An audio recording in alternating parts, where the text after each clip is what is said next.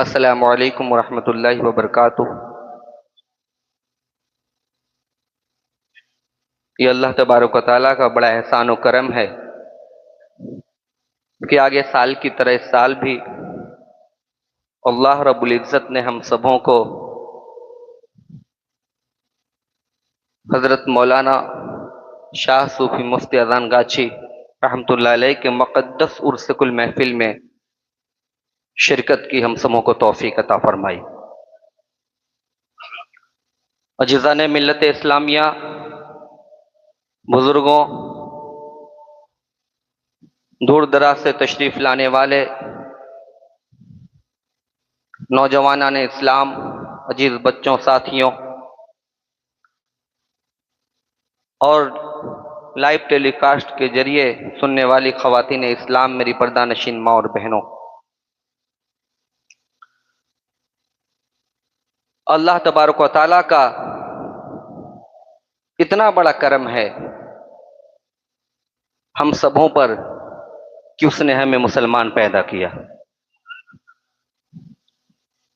بعد اس کے اس کا دوسرا احسان یہ ہے کہ اس نے ہدایت کے لیے کامل اولیاء اللہ کے دربار میں لا کے بٹھا دیا۔ کیوں؟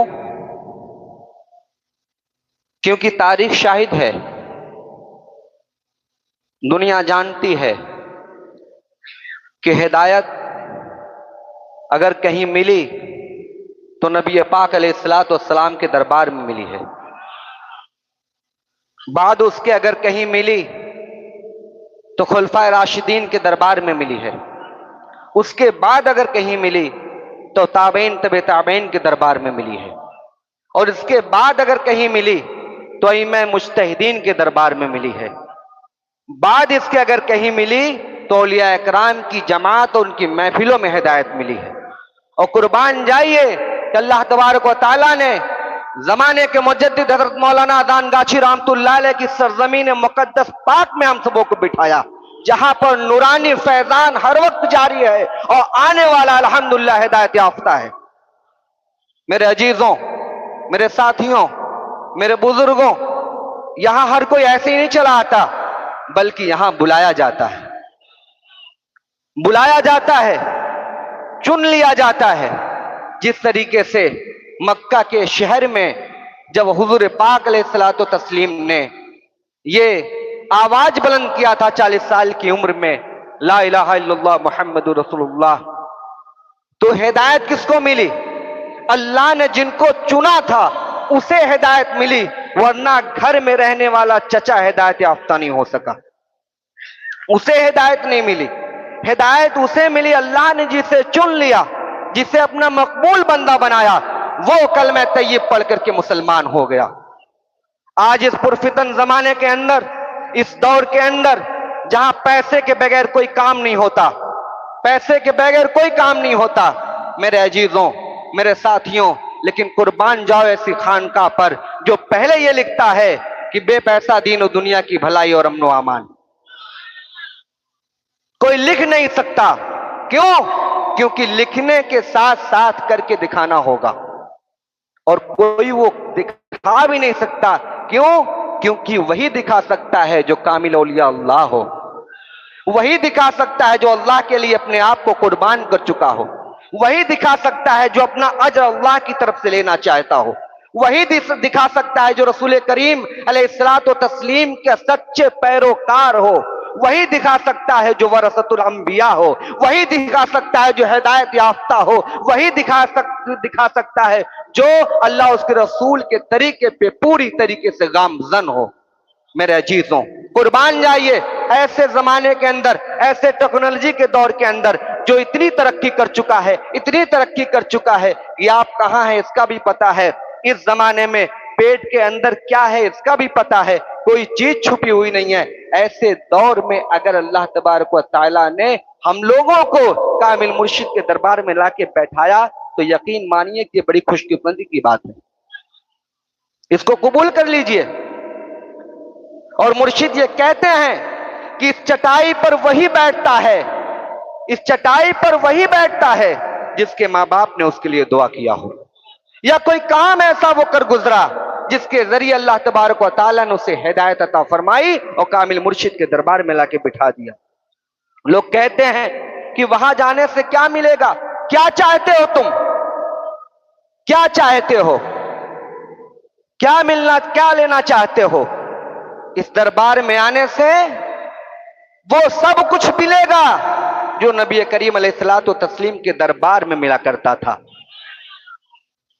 دیکھنے کا فرق ہے، سمجھنے کا فرق ہے، دل میں وہ آنکھ نہیں جس سے پہچان سکو، ورنہ یہ در تو وہ ہے، یہ در تو ایسا در ہے کہ ہمہ وقت یہاں فرشتوں کا نزول ہے، رحمت کی بارش ہے، یہ جس جگہ پہ قدم رکھے اللہ اسے جنت کی کیاری بنا دیتا ہے۔ میرے عزیزوں، امام حسن بصری رحمت اللہ تعالی علیہ سے کسی شخص نے پوچھا کہ حضور، نماز پڑھنے کا دل، نماز پڑھنے کے لیے میرا دل نماز کی طرف نہیں جاتا، قرآن پڑھنے کی کا جو ہے کہ میرا دل قرآن کی طرف نہیں جاتا، نیکیوں کی طرف نہیں جاتا، اس کا علاج کیا ہے؟ غور سے سماعت کیجئے، اس کا علاج کیا ہے؟ آپ نے کہا اس کا صرف ایک واحد علاج ہے، اور وہ یہ ہے کہ تو کسی کامل اولیاء اللہ کے دربار میں جا کے بیٹھ جا، ان کی محفلوں میں شریک ہو جا۔ اس نے پوچھا کہ حضور اس کا فائدہ کیا ہوگا؟ اس کا فائدہ کیا ہوگا؟ ان کی محفل میں بیٹھ جانے سے اس کا فائدہ کیا ہوگا؟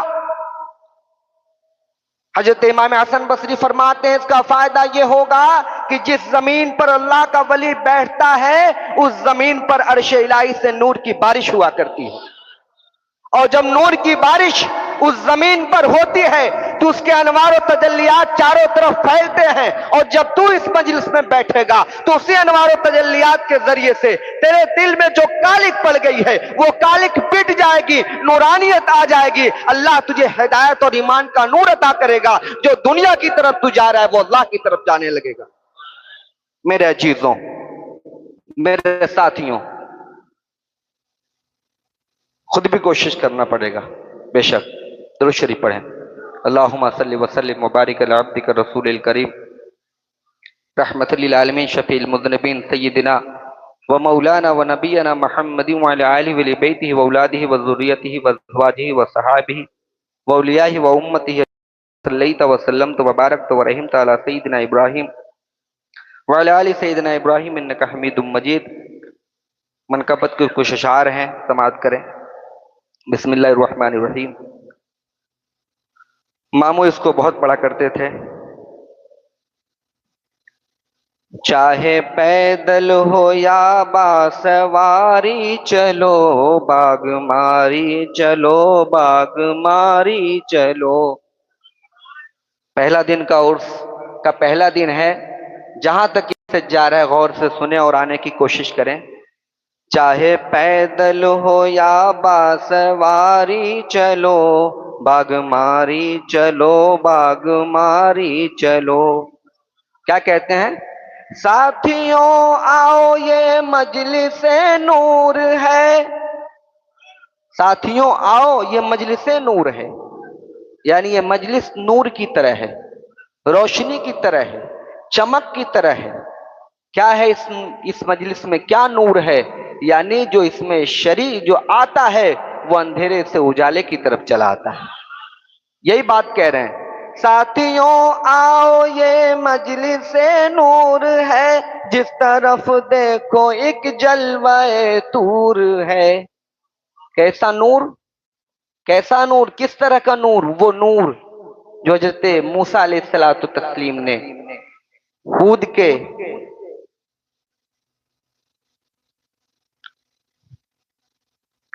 WB20BD4523 WB01AX3883 WB01AR2819 WB08D3843 WB19R3842۔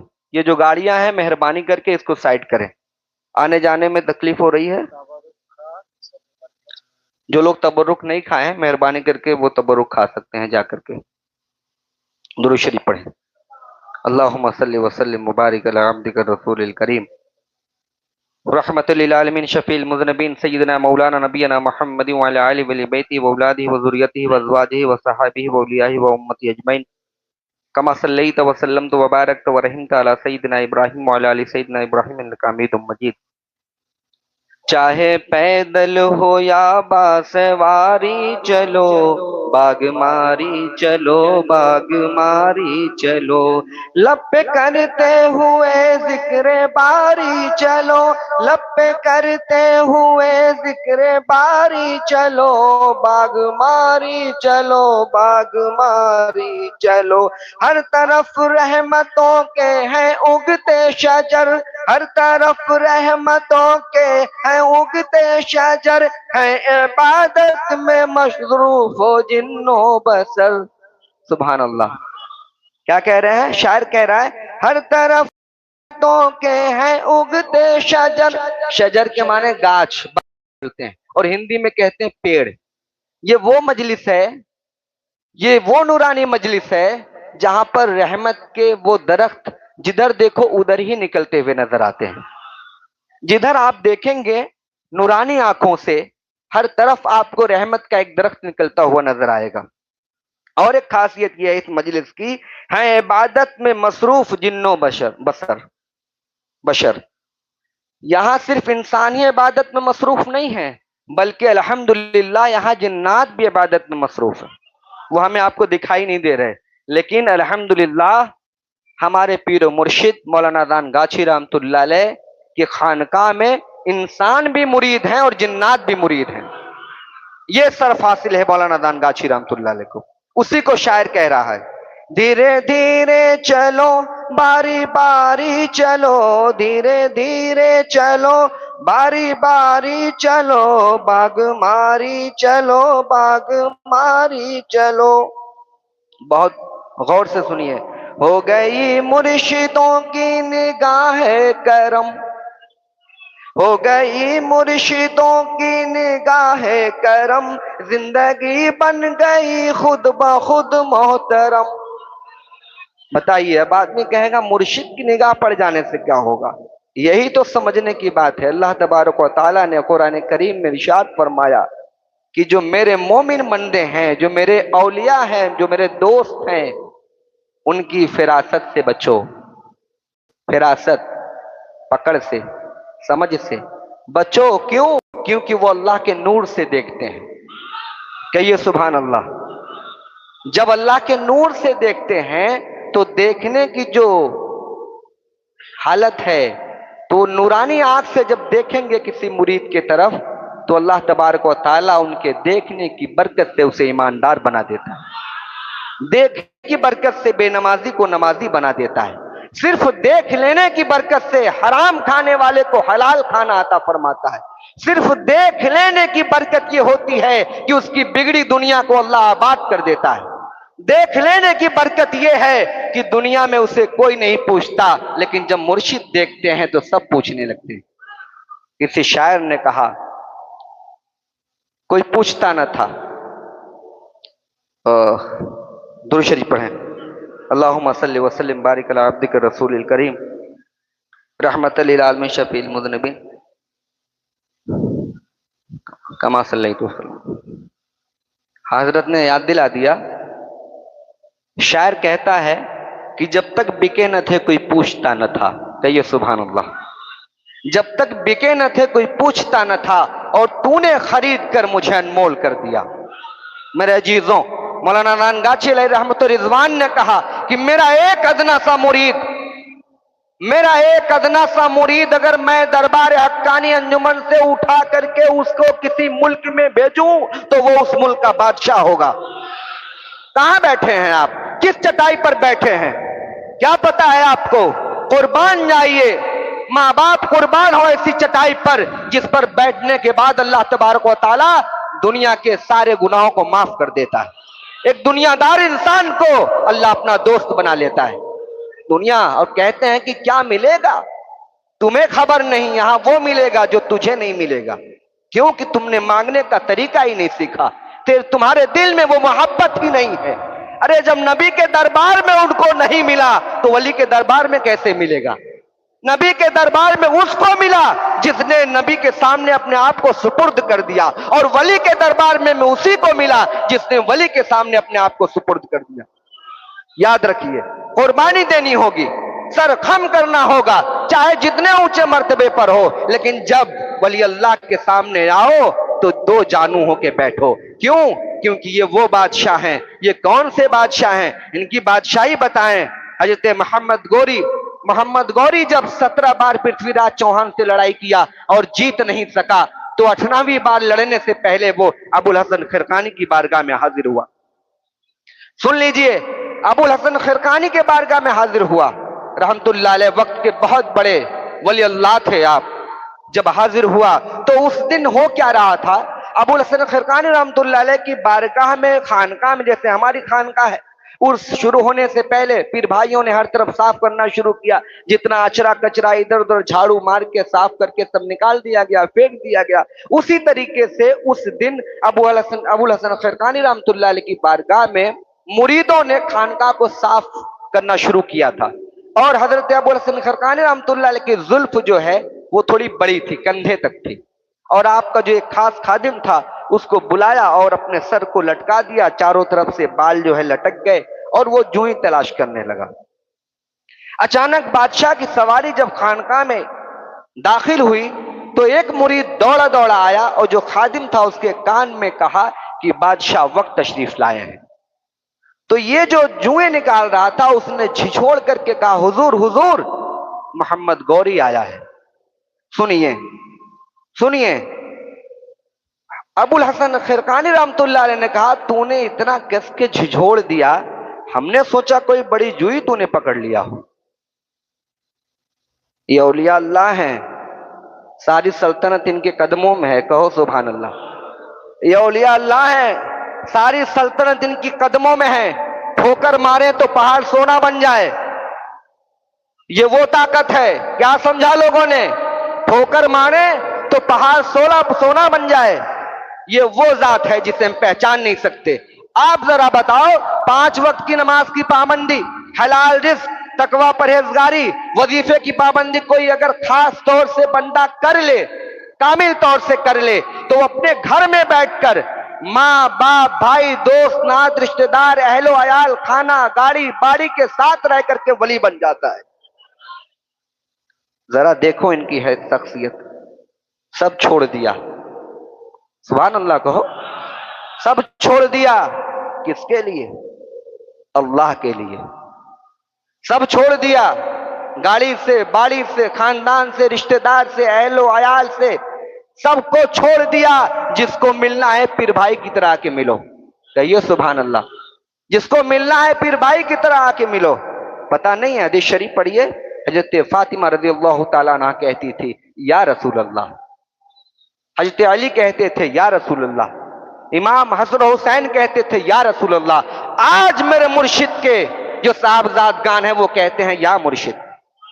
ملاؤ connection کو، جوڑو، دیکھو مدینے سے ملا ہوا یہ دربار، مدینے سے کنیکشن ہے ڈائریکٹ میرے عزیزوں۔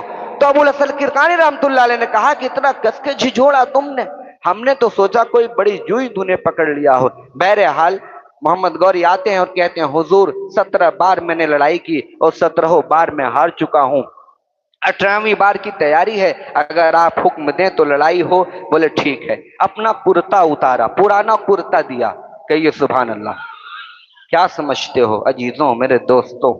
کرتا دیا، کرتا، پرانا کرتا دیا، بولے لے جاؤ، جنگ شروع ہو جائے گی۔ جب تمہیں یہ لگے کہ اب میں ہار جاؤں گا، جب تمہیں یہ لگے کہ اب میں ہار جاؤں گا، اس وقت مصلی بچھانا، 2 رکعت نفل نماز پڑھنا اور میرے کرتے کو اپنے سامنے رکھنا اور اللہ سے دعا کرنا، اللہ تمہیں فتح عطا فرمائے گا۔ میرے دوستوں وہی ہوا۔ محمد گوری 18ویں بار جنگ کے میدان میں اترے اپنے سپاہیوں کو لے کر کے، جنگ شروع ہوئی، اور جنگ جب شروع ہوئی تو ہارنے کا معاملہ آ گیا۔ انہوں نے دیکھا کہ اب ہمارے سپاہی ہار جائیں گے، تو فوراً جا نماز بٹھایا آپ نے اور 2 رکعت نفل نماز پڑھی، اور پڑھنے کے بعد اللہ کی بارگاہ میں دعا کیا اور عرض کیا، یا مولا، اس کرتے والے کی تیری بارگاہ میں اگر کوئی شان و عزت ہے تو مجھے فتح عطا فرما، یہ کہتے ہی ایک ایسا بونڈر آیا، ہوا کا جھونکا، جو پورے لڑائی کے میدان کو دھندلا کر دیا، اور دھندلا کرنے کے بعد جب وہ گرد و غبار ہٹا تو دیکھا پرتھوی راج چوہان ہار چکا تھا۔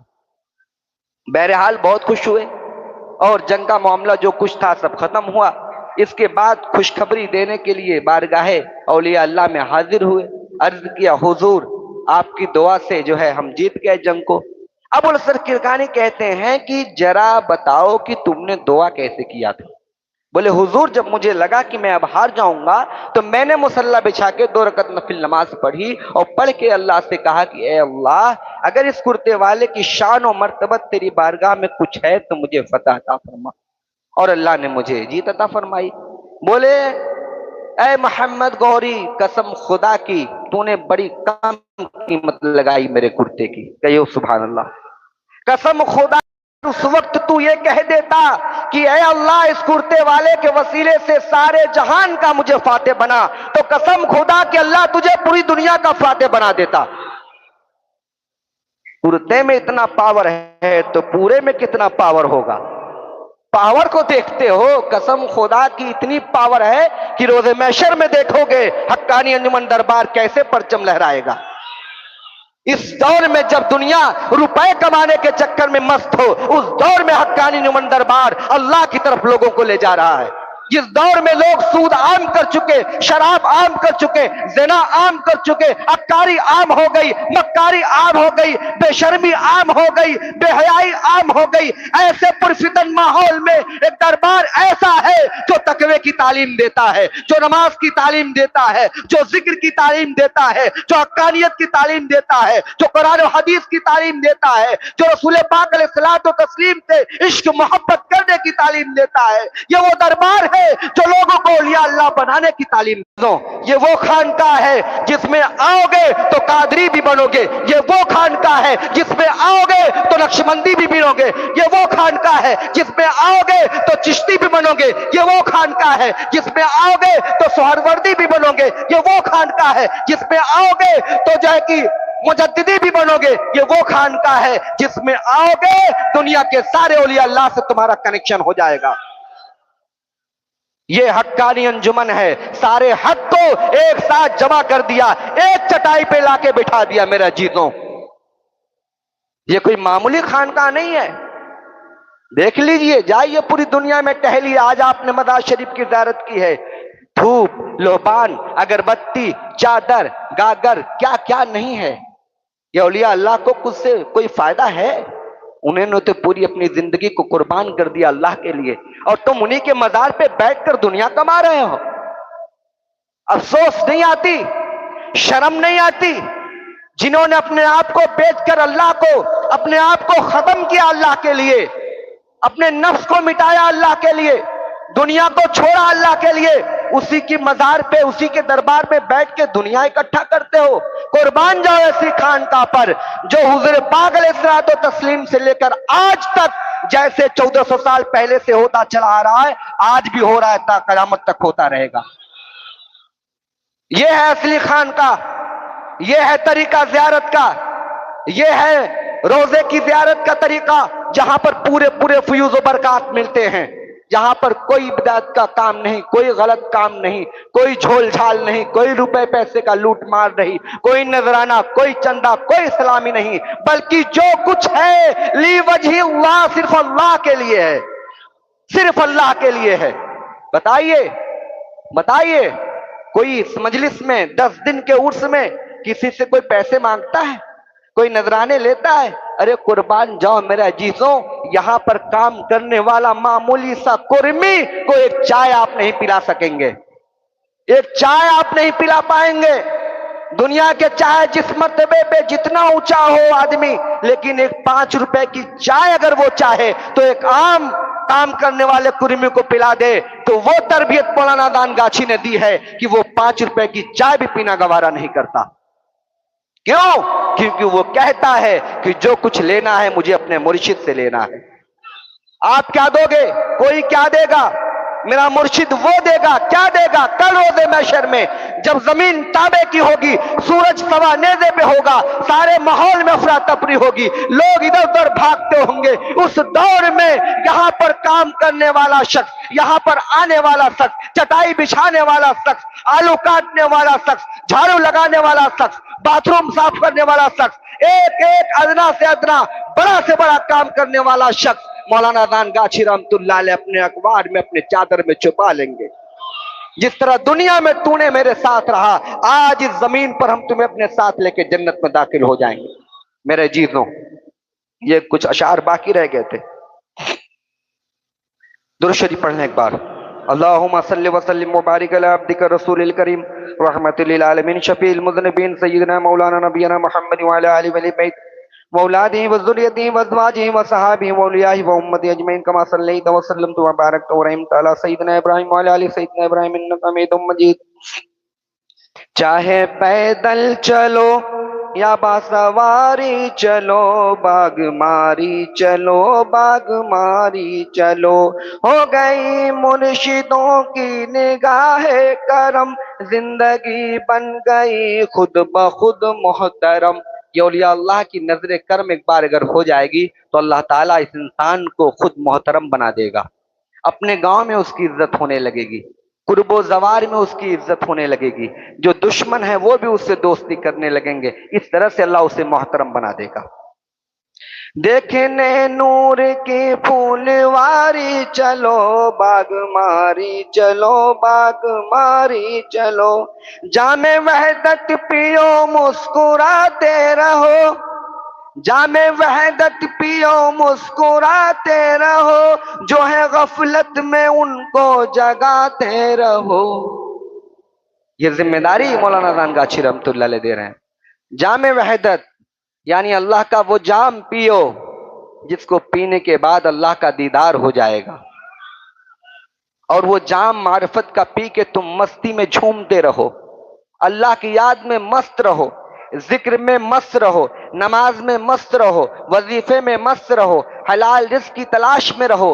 یہ سارے کام کرتے ہوئے یہ دانگاچھی رحمت اللہ علیہ کی جو وحدت کا جام بٹ رہا ہے یہاں پہ، اس کو پیو، اور اس کے ساتھ جو غفلت میں ہیں، اپنا بھائی، اپنے دوست، اپنے احباب، اپنے نات رشتہ دار، اپنے اہل خانہ، جو لوگ نماز نہیں پڑھتے، جو روزہ نہیں رکھتے، جو زکوٰۃ نہیں دیتے، جو وظیفہ نہیں پڑھتے، جو قرآن نہیں پڑھتے، جو حرام کی طرف چلے گئے ہیں، حلال کا انہیں پتہ نہیں، انہیں اٹھاتے رہو، انہیں جگاتے رہو، انہیں بتاتے رہو کہ ایک دربار ہے، حقانی انجمن دربار، جہاں چلو گے تو تم نماز پڑھنے لگو گے، جہاں چلو گے تو تم حلال و حرام کی تمیز تمہیں ہو جائے گی۔ ان کو آپ اٹھاتے رہو، بتاتے رہو، لاتے رہو۔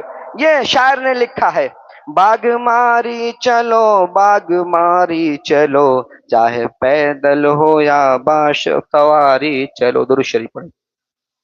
اللہم صلی وسلم وبارک علی عبدک الرسول الکریم رحمت للعالمین شفیع المذنبین سیدنا و مولانا نبینا محمد وعلی آلہ ولی بیتہ واولادہ وذریتہ وازواجہ وصحابہ واولیاء وامتہ اجمعین کما صلیت وسلمت وبارکت ورحمت علی سیدنا ابراہیم وعلی آلہ سیدنا ابراہیم انک حمید مجید۔ تو کہنے کا مطلب یہی ہے کہ اللہ تبارک و تعالیٰ نے ہم لوگوں کو اپنے خاص بندوں میں چن لیا ہے، اس لیے وہ کامل اولیاء اللہ کے دربار میں بٹھایا۔ قرآن و حدیث کی روشنی میں بہت ساری آیتیں ہیں، حضرت اس کے پہلے بیان کر رہے تھے الحمدللہ، واضح طور پہ انہوں نے سمجھایا بنگلہ میں۔ کہنے کا مطلب کیا ہے؟ اللہ تعالیٰ قرآن کریم میں ارشاد فرماتا ہے، ان اللہ مع الصادقین، بے شک میں سچوں کے ساتھ ہوں۔ کہیے سبحان اللہ، سچوں کے ساتھ ہوں۔ سچے کون لوگ ہیں؟ ان اللہ مع المتقین، میں متقیوں کے ساتھ ہوں۔ متقی کون لوگ ہیں؟ یہی تو سمجھنے کی بات ہے۔ سچے کون ہیں؟ سچے وہ ہیں جو نبی کریم صلی اللہ علیہ وسلم کے دین میں ملاوٹی نہیں کرتے، وہی سچے ہیں۔ ایک دم سیدھا سادہ سمپل ادھارن دے رہا ہوں، جو حضور کریم علیہ الصلوۃ والتسلیم کے دین میں ملاوٹ نہیں کرتے، کوئی نیا چیز کا ایجاد انہوں نے نہیں کیا، بلکہ ہو بہو جو طریقہ نبی کریم علیہ الصلوۃ والتسلیم کا رہا وہی طریقہ صحابہ کا رہا، وہی طریقہ تابعین کا رہا، وہی طریقہ تبع تابعین کا رہا، وہی طریقہ میں مجتہدین کا رہا۔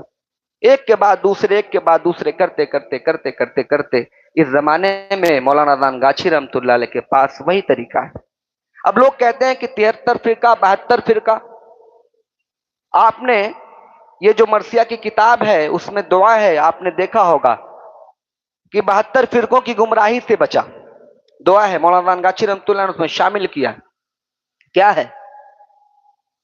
یعنی یہ جو ہماری خانقاہ ہے اس کو پہلے آپ سمجھ لیجئے، یہ جو خانقاہ ہے، یہ جو دربار ہے، یہ کوئی فرقہ نہیں ہے، یہ کوئی فرقہ نہیں ہے، بلکہ یہ ایک جماعت ہے۔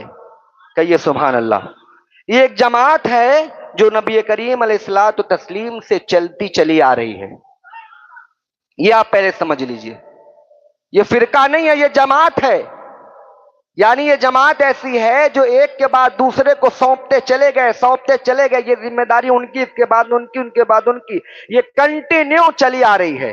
اور یہ جماعت کیا ہے؟ یہ اہل سنت والجماعت ہے۔ اب ایسا نہیں ہے کہ صرف یہی ایک خانقاہ ہے جو حق پر ہے، بہت ساری ایسی خانقاہیں ہوں گی جو ہماری آپ کی نظر میں نہیں ہیں، بہت سارے اولیاء اللہ ایسے ہیں جو ہمیں آپ کو پتا نہیں ہے، وہ بھی اسی اہل سنت والجماعت کی شاخ میں سے ہیں، گوشہ نشین ہے، کنارہ کش ہے۔ جو اصول و طریقہ مولانا دانگاچھی رحمۃ اللہ علیہ کا ہے وہی ان کا بھی ہوگا۔ یا پیچھے چل کے دیکھ لیتے ہیں، حضرت خواجہ معین چشتی اجمیری سنجری رحمۃ اللہ علیہ اپنے ملک سے آئے ہندوستان کی سرزمین پر، آپ آئے، اطاعت دین کی تبلیغ آپ نے کی، 90 لاکھ لوگوں کو ایمان و ہدایت عطا کیا۔ کہیے سبحان اللہ، 90 لاکھ لوگوں کو۔ لیکن اگر کوئی اجمیر جا کے دیکھنا چاہے تو اجمیر چلا جائے اور جا کے وہاں کے کچھ جو کارندے حضرات ہیں، جو وہاں کے کام کرنے والے ہیں، ان سے ذرا تفتیش کر لے کہ بھیا جو پورے ہندوستان کے جو بادشاہ ہیں، ہند الولی خواجہ معین الدین چشتی اجمیری سنجری، ان کی کتنی پراپرٹی ہے؟ کہیے سبحان اللہ۔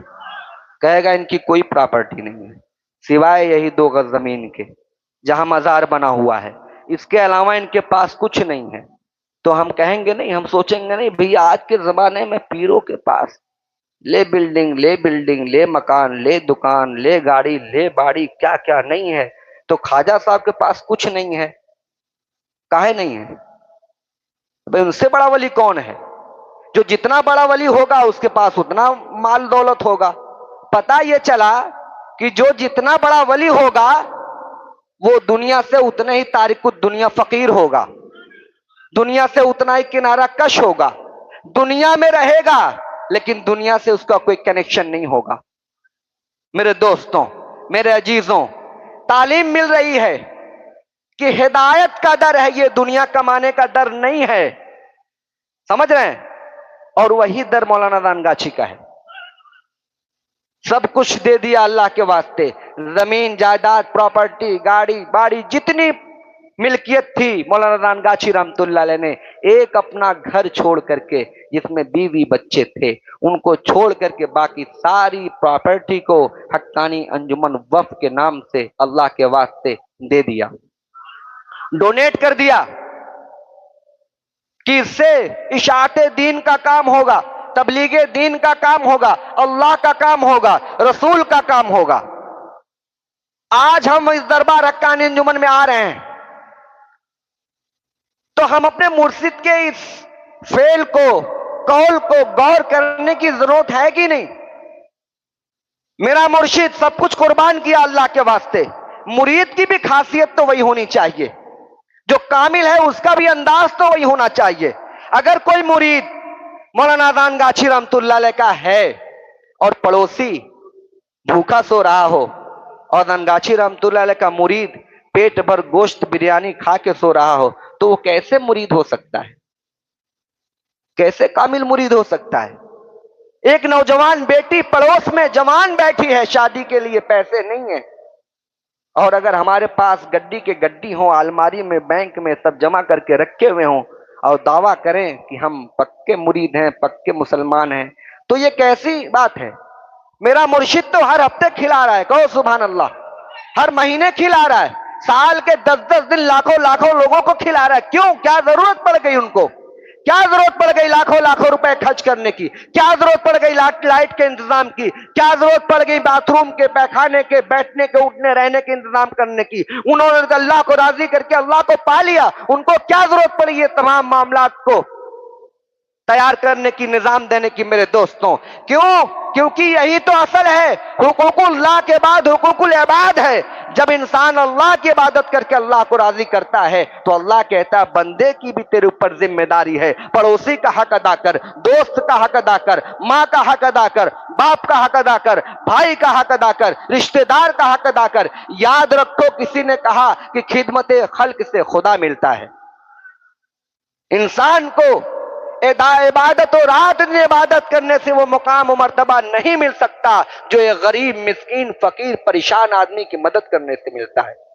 اور مولانا نانگاچھی رحمت اللہ نے یہی تعلیم دی ہے، یہی تعلیم دی ہے، سب کچھ اللہ کے واسطے دے کے یہ پیغام دیا کہ جس طرح ہم تمہیں نماز کی دعوت دیتے ہیں، جس طرح تمہیں وظیفہ کی دعوت دیتے ہیں، جس طرح تمہیں حلال کھانے کی دعوت دیتے ہیں، جس طرح تمہیں تقوی پرہیزگاری کی دعوت دیتے ہیں، اسی طرح تمہیں ایک طرف یہ بھی دکھاتے ہیں کہ تم اللہ کے واسطے قربانی کرنا سیکھو، اللہ کے واسطے غریبوں کی مدد کرنا سیکھو، اللہ کے واسطے یتیموں کا خیال رکھنا سیکھو، اللہ کے واسطے بیواؤں کے ساتھ کھڑے ہونے کا طریقہ سیکھو، اللہ کے واسطے تم اپنے جو ماحول میں ہو، جس جگہ ہو، وہاں جو بھی پریشان حال شخص ہو، ایک پیر پر کھڑے ہو کر کے اس کی مدد کرو۔ یاد رکھو تمہارے مدد سے وہ حقانی انجمن کا مرید بن جائے گا، بے نمازی ہے نمازی بن جائے گا، اس کے دل میں محبت آ جائے گی آپ کے لیے، پیار آ جائے گا آپ کے لیے۔ وہ جو آپ سے کٹ کے رہتا تھا، جب آپ اس کی مدد کریں گے تو آپ سے دوستی کر لے گا، جب آپ سے دوستی کر لے گا تو جہاں جہاں آپ جائیں گے وہاں وہاں وہ جائے گا، جس در پہ آپ جائیں گے اس در پہ وہ جائے گا۔ تو پتہ یہ چلتا ہے کہ جس طرح ہم ایک طرف اللہ کی عبادت کی طرف رہیں، اسی طرف ہمیں مخلوق کی خدمت کی بھی ضرورت ہے۔ یہ ممبر رسول مولانا نانگاچھی رحمت اللہ علیہ کی خانقاہ، عظیم الشان خانقاہ، یہ پیغام دیتی ہے جس طرح ہم عبادت و ریاضت کے ذریعے اللہ کو پا سکتے ہیں، اسی طریقے سے ہم مخلوق کی خدمت بھی کریں اور اللہ تبارک و تعالیٰ کو حاصل کریں، راضی کریں، خوش کریں۔ میرے زبان و بیان میں کسی قسم کی غلطی ہو، میں استغفار پڑھتا ہوں، آپ بھی پڑھیں۔ استغفر اللہ ربی من کل ذنب واتوب الیہ۔ کہنے سننے میں اگر کسی قسم کی لکنت ہوئی، غلطی ہوئی، اللہ کے واسطے معاف فرمائیں، اصلاح کرنے کی کوشش کریں۔ وآخر الدعوان الحمدللہ رب العالمین۔ حقاً درود شریف۔